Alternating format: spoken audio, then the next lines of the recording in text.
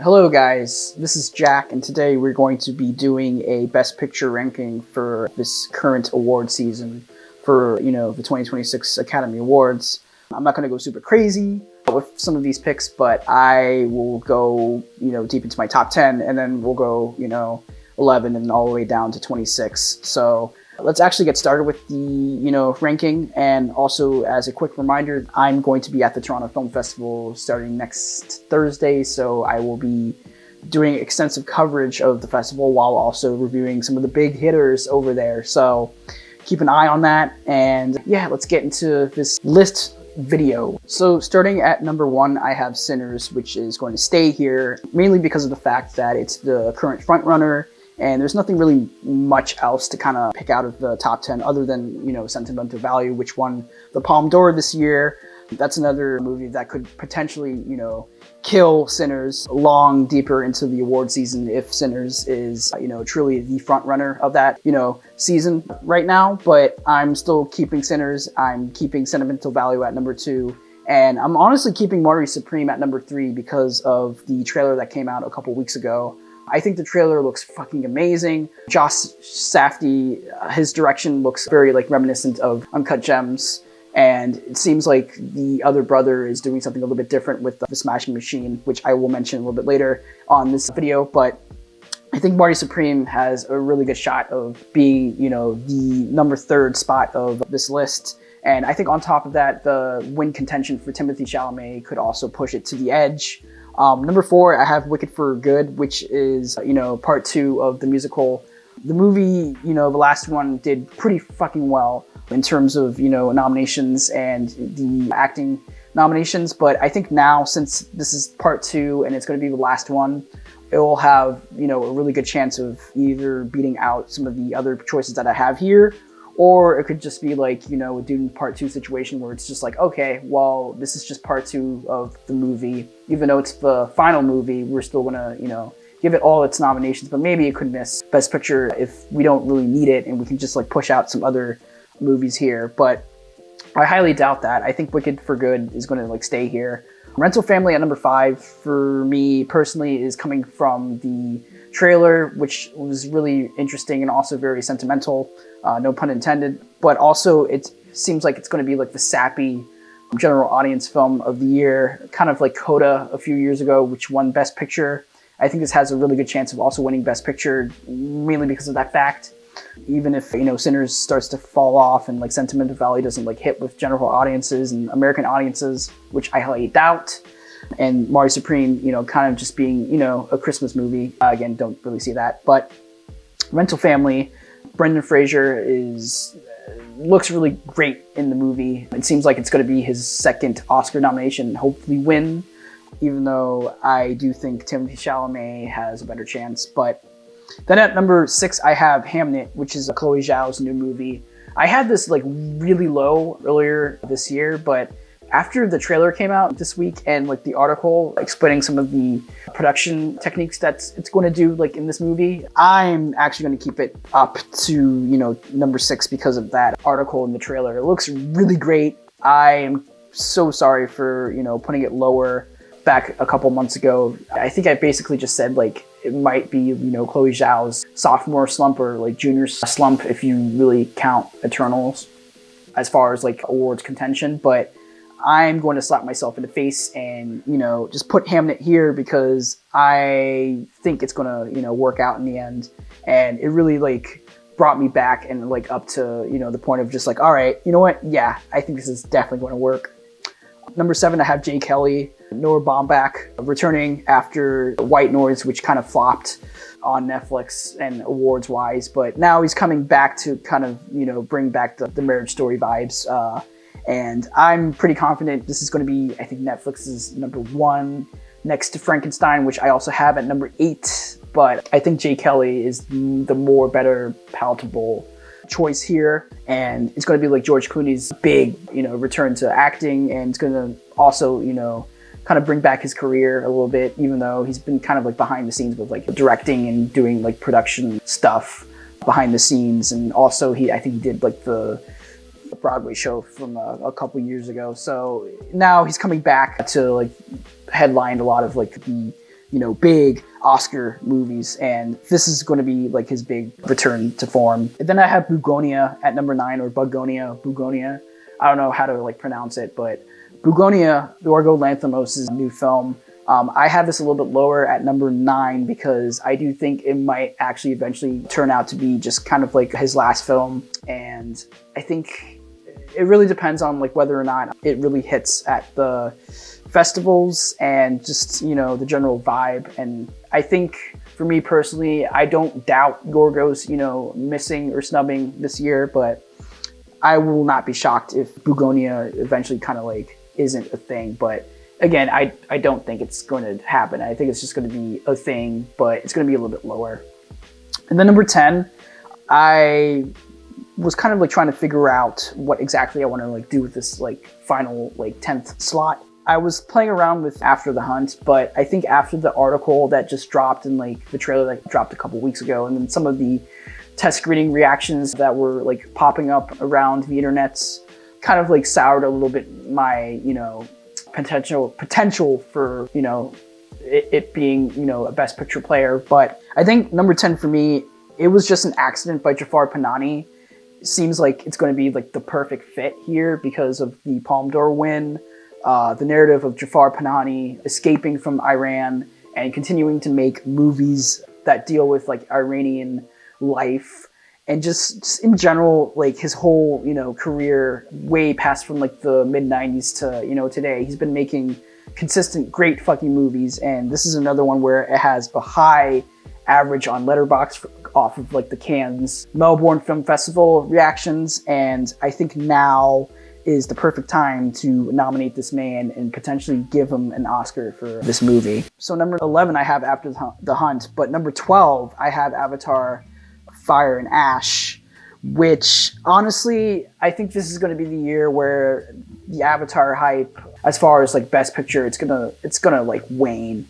I don't think the Academy this year is going to bite for Avatar. I could highly, doubt the, notion of it missing here, but honestly, fuck it. Like, there's a lot of like great options here. I think Avatar, it doesn't really need to be, a best picture player anymore. It could just be, a technical thing with like visual effects and maybe production design.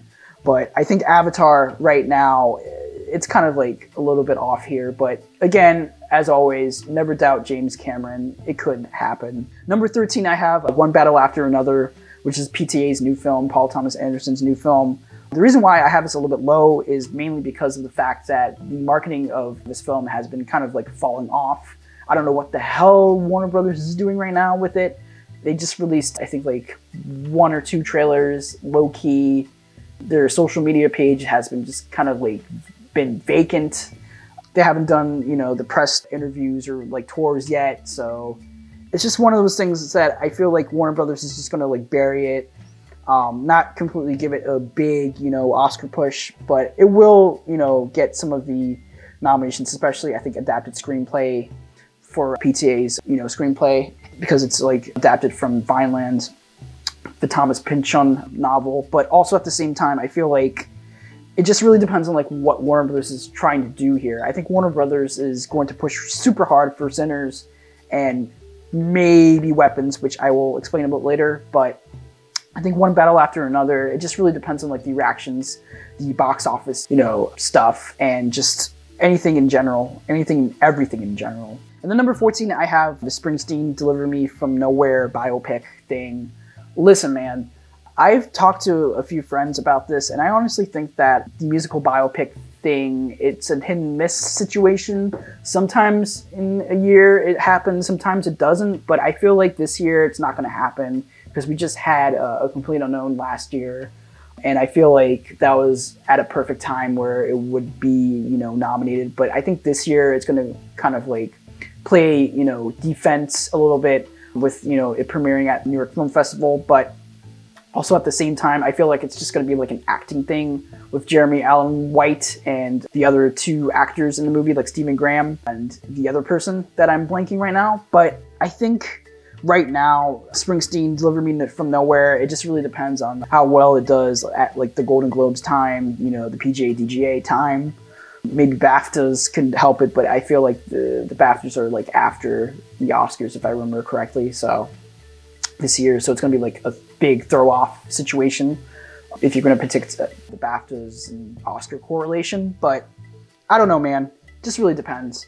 Number 15, I have no other choice. I feel like this movie's going to like pop off. And I think it's probably because of the overdue narrative for Park Chan-wook and just the idea of like him finally getting that Oscar nomination after years and years of being snubbed for The Handmaiden and the last film he did and just Old Boy, just like his whole entire career. So I feel like it's going to like pop off. I know Neon has like a bunch of movies lined up for, you know, their FYC, but I feel like it's going to happen. I think I'm very confident in it. I think I'm really more confident in it with its international feature nomination also, but I'm throwing it out there just to, you know, see how it works. But I'm really excited for this movie, and I'm going to see it at TIFF, so look out for the review for that. Number 16, I have The Secret Agent. This one is going to be really interesting because it did get some good reviews out of Cannes, and it did win the Best Actor award, so you gotta, you know, put some little stocks in it. And I think also in general, Kleber Philo, his like films as of late have been like really hitting off. So I feel like now is the time to, you know, put him in the spot here. And I would say the same thing with Surat, even though I feel like this is the director's first major big hit out of Cannes, and it's gonna like do some numbers at the fall festival circuit. And hopefully it does, you know, pretty well at the international feature spot for the Oscars. And then number 18, I had Ballad of a Small Player. Ballad of a Small Player. This is Edward Berger's new film. He seems like he's going to do like a movie every year, kind of like what Luca Guadagnino is doing. But this looks really great. I have it a little bit lower here because I feel like it's going to be like a lower stake type of movie compared to, you know, the last movie Berger did, which was Conclave. But again, I would keep a lookout for this. And I would say the same thing for Enemy or Anemone. Enemy.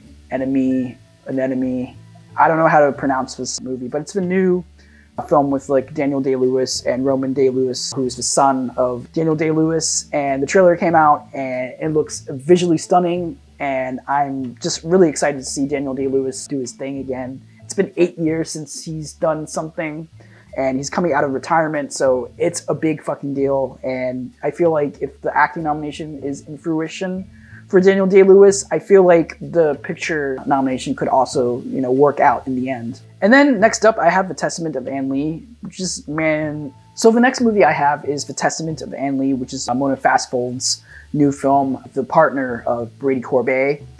And I'm checking this out at TIFF. It's going to be screening at 70mm, in 70mm, and this is going to be another The Brutalist situation, except for the fact that it still doesn't have distribution. I think if I remember correctly, The Brutalist got the distribution rights after Venice. A24 picked it up. A24 this year has a bunch of movies, same with Neon, same with Mubi.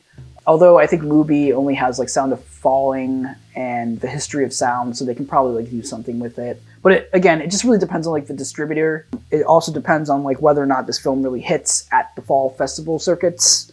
Because what I've read from like the article they released earlier this week, it seems like it's going to be, you know, kind of like a mixture of like The Brutalist, but also with like musical elements. And then it's going to be very, you know, depressing and intense and very experimental. So I don't know, maybe it could just, you know, blank, but we'll see about it. And then we have Catherine Bigelow's new film, A House of Dynamite, at number 21.